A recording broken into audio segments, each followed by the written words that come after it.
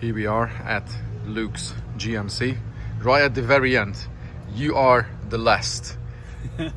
Hopefully not least. At least. The best for the last. So. All right, well, welcome to 2021 GMC Sierra crew cab truck. And I consider it a fairly high-end build. And out back here, so we'll start amplification. The amp rack here is 3 amps, 2 5 channels and a 4 channel. And they're Mosconi Pro. And then handling all the processing, Brax DSP with the ESS sabers on the mids and tweets. This is all about making the wiring a design feature. I love clean wiring. Everything is 3D printed brackets, fully loomed. All the speakers and the RCAs are all labeled with the corresponding DSP output and speaker labeled. This does very well in Emma, which does reward those types of details.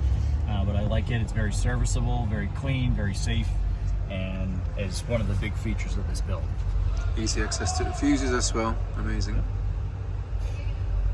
And then from amplification we are going to something sexy. So this recent winter we did a big overhaul of 200 hertz down, and the focus of that is the beauty. That is the 18 AE AU. This goes through the floor.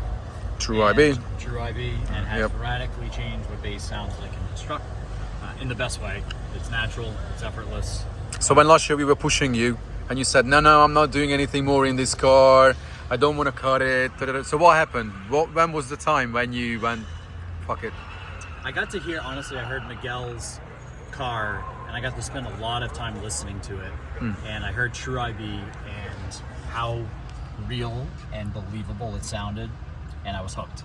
And I knew that if I wanted what I actually wanted, I need to take not necessarily an extreme step, but a big step forward, and this was it. And I have no regrets. It's a very easy replacement of metal. It's non-structural. Honestly, the hole took me 30 Did you keep the seconds piece? to cut. I did. There you go. He's gonna go back easy. Yeah, it's and it's amazing. Honestly, this is probably how much did you have to lift the rear seat? Is there any lift to it? There is a lift. There's a 2-inch lift. I did it from my previous subs already, so which works out great because the sub is perfectly barely touches the underside of the cloth. So you can still have somebody sitting on it. Yep. Absolutely, and you still get foot room for somebody small. Yeah, you use a little bit of foot room, but I rarely have passengers, but it still is practical. But yeah, wicked. And that thing definitely does what you expected from and then some. From it. Pete and I had some fun. In April, we gave it a proper go. Sub had to be running professionally. Yes. So we tested it. So this is where my favorite part comes, because you have something amazing happening up there. I do. Let's just go.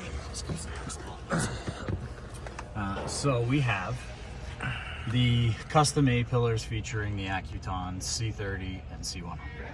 I believe, to me, the mid-range is my favorite, but I've been falling even more in love with the tweeter as we play with crossovers. But they are just phenomenal, extremely revealing, amazing, capable. Reference level mid-range. I always say to people that mid-range is special. Justifying the jump from something affordable is a personal choice, but if you want the best for good, done. And both Nick Apicella and Matt Kim did a phenomenal job with the pillars. I think a lot of people know these. I think this has traveled the world, this setup, picture of this alignment. But the best part for me wasn't that you went through IB at the back, but you sorted out the mid bass. Yes. That was the biggest letdown.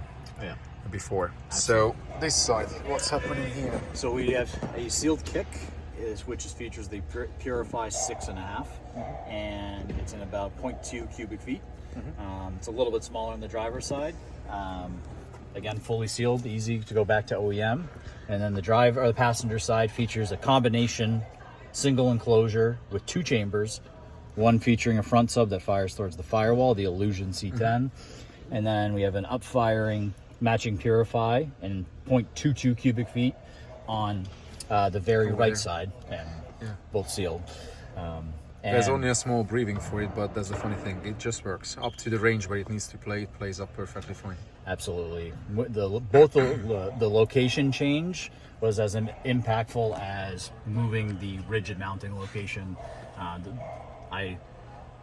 When I first turned it on, it was immediately, even with the same EQ as the doors, Yeah. I knew that I made a drastic step forward.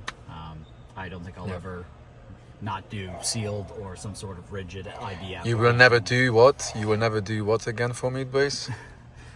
I will never do doors.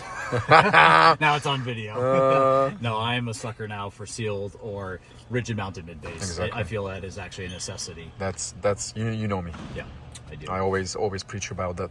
Yeah. So, what would you say? What is your favorite two things in this system? Mid range and the tightness of the 200 down, 200 hertz down. It was a game changer. Very, very composed. All right, I'm coming back. Oh, you guys video. Congrats. I'm gonna go over there soon. And what do you think? If you can push this system any further, I need is to there just work on anything? tuning. I think I have the pieces, the tool set now to have Yep. an elite vehicle. I think it is an elite vehicle. It just Yeah, needs now you have all of some it, tuning. literally. Yeah. I said it to everybody that, yeah, I'm throwing this question out. What would you change? And there's nothing else now. It's done. From an install perspective, it's done. It's done. Yeah. Exactly. Perhaps amps. Move your block there. All right. Brilliant. Thank you very much, Luke. We're getting kicked out. Thank We you, will Peter. see you very soon again.